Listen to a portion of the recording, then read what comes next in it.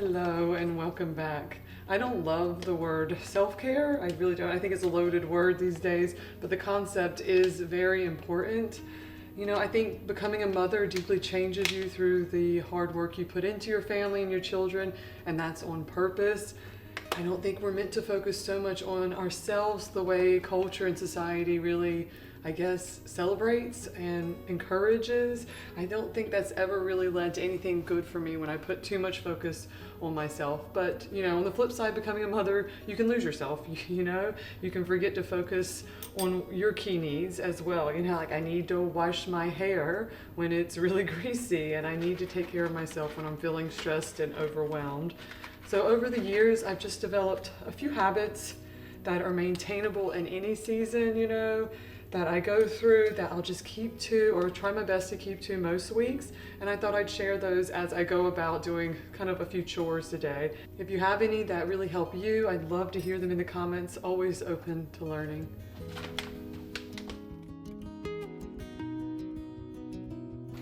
You know, I don't think appearance is everything, and I'm not saying that's all you should focus on, but I think how you present yourself to the world is also how your children are, so you can't really expect more from them than you. So I always try to get dressed every day.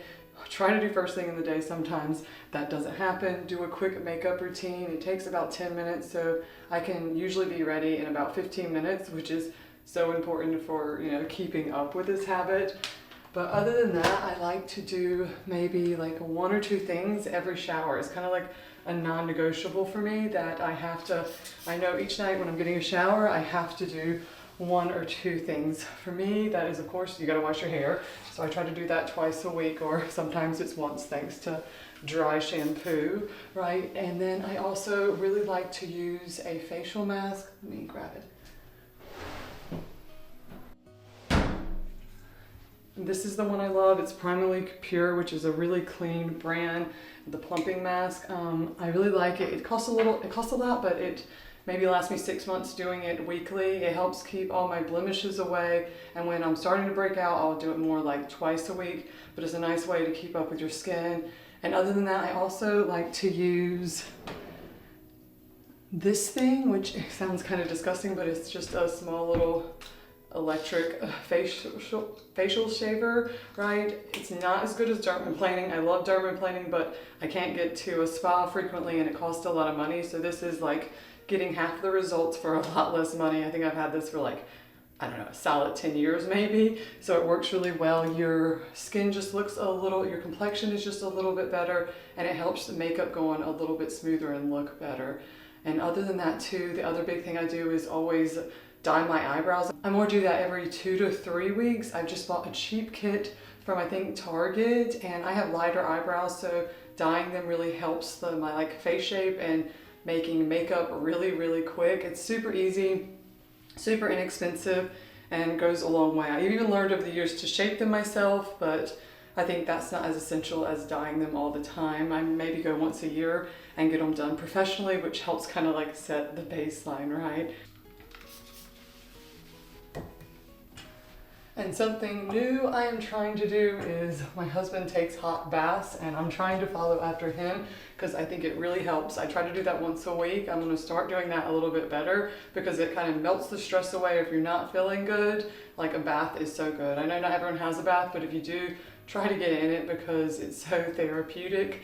And another thing, it's not like self-care, but I like to once a week after I shower to clean the shower, because not looking at a moldy shower is kind of self-care too, right? I don't know if you can say that, but it helps me.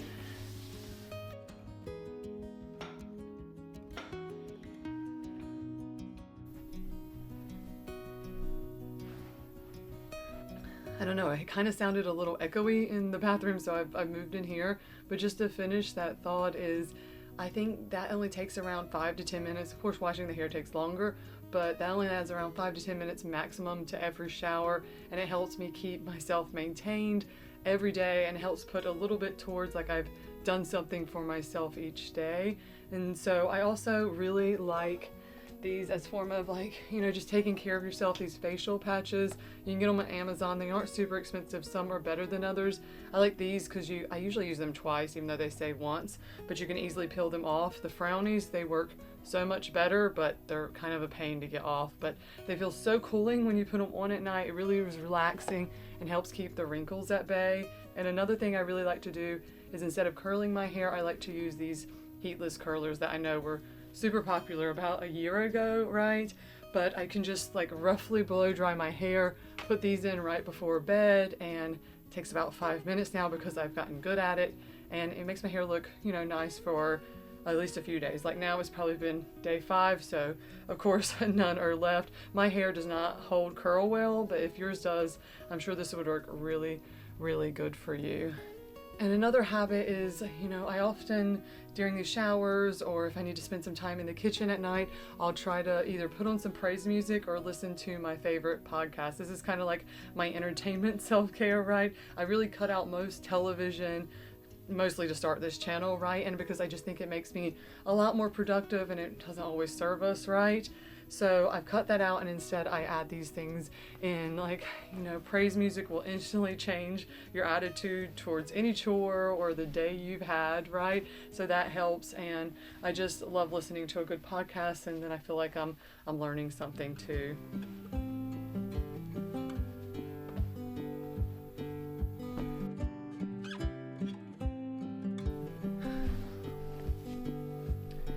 And also related to that point is reading the Bible daily.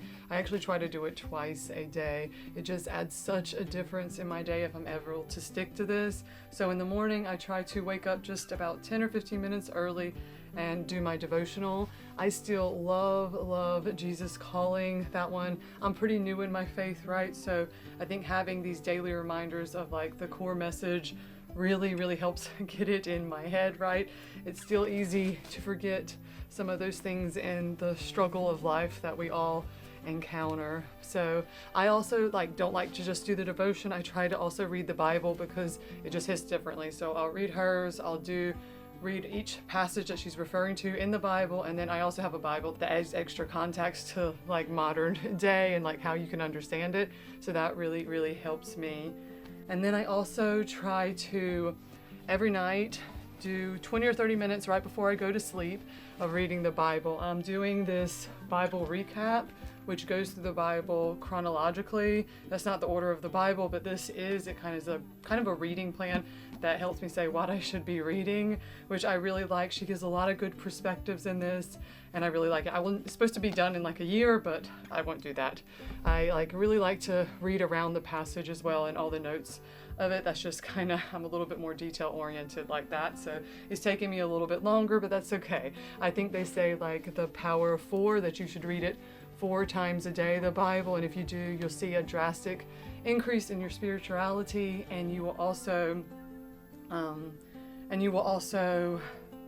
see a decline in harmful habits too because of it. So minimum is 4, goal is 7 days.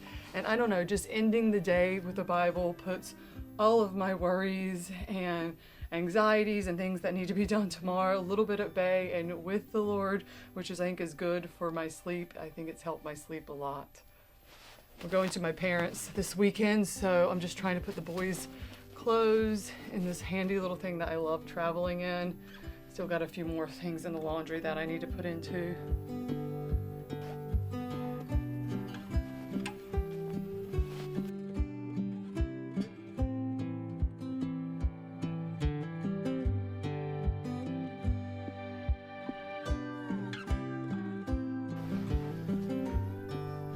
Also, each week I try to do something or prioritize doing something that is small but special for me, something that just feels a little therapeutic. Right now that's usually after my Friday workout class, I'll go and get a really strong coffee afterwards. Usually it's spring out, so it's a nice walk in the sun, just like a 1 or 2 minute walk, get that nice strong coffee before the weekend begins. I don't know, it just hits so good. And in the summer, usually also I really like to get out in the morning. Maybe needs a little bit more work all the stains on kids' clothes, right? But in the summer, I like to get out in the morning and water the garden. You know, it's fresh air, the birds are chirping, it's not too hot yet. I really, really love that. And sometimes, like more in the winter, when I'm feeling a little overwhelmed, I like to spend some time journaling in the evening, maybe spend a little less time doing the Bible, maybe some journaling, something I really find to be therapeutic. And you know, sometimes it's just watching some TV on Saturday night with my husband, a good show we watch. These are all not very big things, but they are a few moments in the week where I'm able to put myself first while still pouring a lot of energy into my family.